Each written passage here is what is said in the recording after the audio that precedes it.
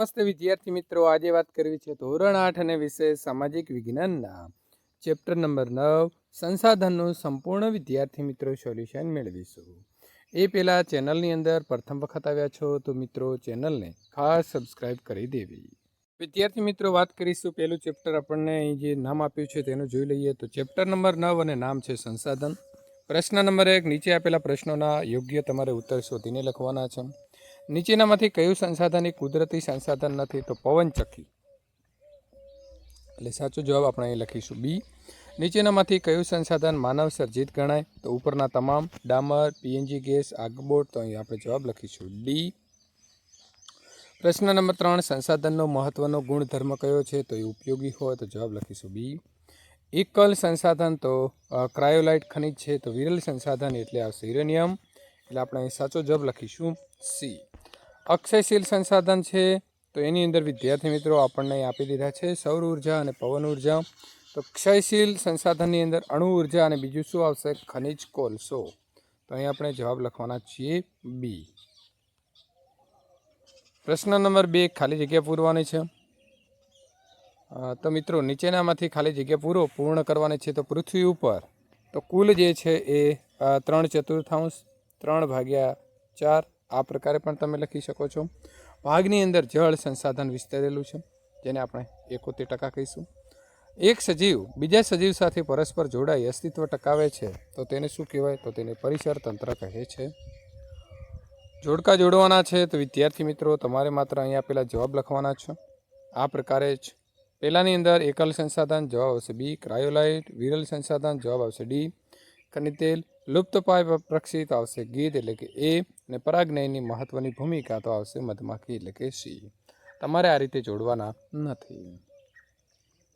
ખોટો શબ્દ છે તેને છેકી અને મિત્રો આપણે વાક્ય ફરીથી લખીશું। ઉપયોગિતાને રીતે તમામ સંસાધનોના મુખ્ય સંસાધન તરીકે વાત કરીએ તો કોલસો છેકી દઈશું અને આપણે રાખવાના છીએ ભૂમિ ગણાય છે। પલંગ, ખુરશી એ માનવ નિર્મિત સંસાધન છે। કુદરતી તત્વો ઉપર કેટલીક પ્રક્રિયા પછી મળતા પદાર્થને માનવ નિર્મિત સંસાધન કહે છે। પવનચક્કી વડે અનાજ દળવું જેવું કાર્ય જે છે તે થઈ શકે છે। નંબર 5, રસોઈ માટે લાકડા કે કોલસાના બદલે એલપીજીનો ઉપયોગ કરવો જોઈએ। મિત્રો જોઈશું આપણને કોષ્ટકની અંદર 2 આપણે ઉદાહરણો લખવાના છે। સર્વસુલભની અંદર સાચો જવાબ આવશે ઓક્સિજન અને નાઇટ્રોજન। સામાન્ય સુલભની અંદર આવશે જળ અને જમીન। વિરલ સંસાધનમાં આવશે કુદરતી વાયુ અને ખનિજ તેલ। એકલની અંદર આવશે ક્રાયોલાઇટ। તફાવતની વાત કરીએ તો નવીનીકરણીય સંસાધન એટલે કે પુનઃ પ્રાપ્ય કોને કહેવાશે? તો વિદ્યાર્થી મિત્રો આપમેળે ચોક્કસ સમયગાળામાં વપરાયેલા જથ્થાની પૂર્તિ કરે તે અખૂટ હોય, ઉદાહરણ તરીકે જંગલો, પ્રાણીઓ, પશુ પક્ષી, સૂર્યપ્રકાશ અને પવન। બિન નવીનીકરણીય સંસાધન પુનઃ અપ્રાપ્ય, તો એકવાર વપરાઈ ગયા બાદ નજીકના સમયની અંદર ફરી તેનું નિર્માણ શક્ય નથી। તો ઉદાહરણ આપણે મિત્રો જોઈશું ખનિજ કોલસો, ખનિજ તેલ, કુદરતી વાયુ અને પરમાણુ ખનિજ। 1-2 વાક્યની અંદર જવાબ લખવાના છે। તો એકલ સંસાધનને બીજા કયા નામે ઓળખવામાં આવે છે? તો એકલ સંસાધનને બીજા દુર્લભ સંસાધનના નામે ઓળખવામાં આવે છે। ગુજરાતની અંદર કયા કયા સ્થળોએ પવનચક્કીઓ જોવા મળે છે? તો ગુજરાતની અંદર લાંબા, જામનગર, માંડવી, કચ્છ, ઓખા, દ્વારકા, ગીર સોમનાથ અને પોરબંદર જેવા સ્થળોએ આપણને વિદ્યાર્થી મિત્રો પવનચક્કીઓ જોવા મળે છે। ગુજરાતની અંદર ગરમ પાણીના ઝરા કયા કયા સ્થળે આવેલા છે? તો ગુજરાતની અંદર ગરમ પાણીના ઝરા ઉનાઈ, તુલસીશ્યામ, લસુંદરા અને ટુવા જેવા સ્થળોએ આવેલા છે। તમે જોયેલા હોય અને સીએનજીથી ચાલતા હોય તેવા વાહનોના નામ લખવાના છે। તો સીએનજીથી ચાલતા હોય એવા વાહનોની અંદર આવશે કાર, રિક્ષા, બસ, બાઇક અને ટેક્સીનો સમાવેશ થશે। પ્રશ્ન નંબર 8, નીચે આપેલા પ્રશ્નોના મુદ્દાસર જવાબ લખો। માનવ સંસાધનના ફાયદા જણાવો। તો પહેલું છે અહીં આર્થિક વિકાસ। માનવ સંસાધન દેશના આર્થિક વિકાસનો મહત્વનો ફાળો આપે છે। કુશળ અને શિક્ષિત માનવ બળ ઉત્પાદકતાની અંદર વધારો કરે છે। નવીનતા અને સંસાધનો, તો માનવ સંસાધન નવીનતા અને સંસાધનો દ્વારા તકનીકી પ્રગતિ લાવે છે જે સમાજ અને અર્થતંત્રને લાભ આપે છે। સામાજિક વિકાસ, તો માનવ સંસાધન શિક્ષણ, આરોગ્ય અને સામાજિક કલ્યાણના ક્ષેત્રોમાં સુધારો કરીને સદ્ધર બનાવે છે અને સામાજિક વિકાસમાં ફાળો આપે છે। જીવન ધોરણમાં સુધારો, તો માનવ સંસાધનના વિકાસથી લોકોના જીવન ધોરણમાં સુધારો થાય છે અને તેમને વધુ સારી તકો પ્રાપ્ત થાય છે। તમારી આસપાસ રહેલા ભૂમિ અને જળ સંસાધનના સંરક્ષણ અંગેના ઉપાયો માટે તમે શું કરી શકો છો? તો જમીન ધોવાણથી ફળદ્રુપતામાં ઘટાડો થતો હોવાથી તેને અટકાવવું. રાસાયણિક ખાતરોનો વપરાશ લાંબા ગાળે જમીનની ગુણવત્તા નીચે લાવે છે, તેથી તેનો ઉપયોગ સમજદારીથી કરવો અને તેના બદલે કુદરતી છાણિયું ખાતર વાપરવું. વધુ પડતી અતિશય સિંચાઈથી જમીનની ઉત્પાદન શક્તિ ઘટે છે, તેથી ટપક સિંચાઈનો વ્યાપ વધારવો. જંતુનાશક જમીન અને જળ સ્ત્રોત પ્રદૂષિત કરે છે, તેના વિકલ્પે જૈવ જંતુનાશકોના વપરાશને ઉત્તેજન આપવું. ચોમાસામાં વહી જતા પાણીને રોકી જળ સંચય કરી સૂકી ઋતુની અંદર પાણીની તંગી નિવારી શકાય છે.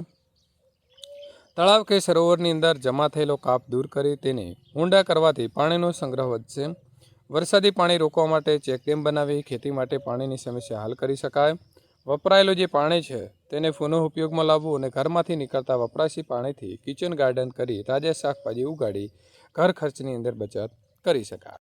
મિત્રો, પ્રશ્ન નંબર 9 નીચે આપેલા વિધાનને કારણ આપીને સમજાવવાના છે.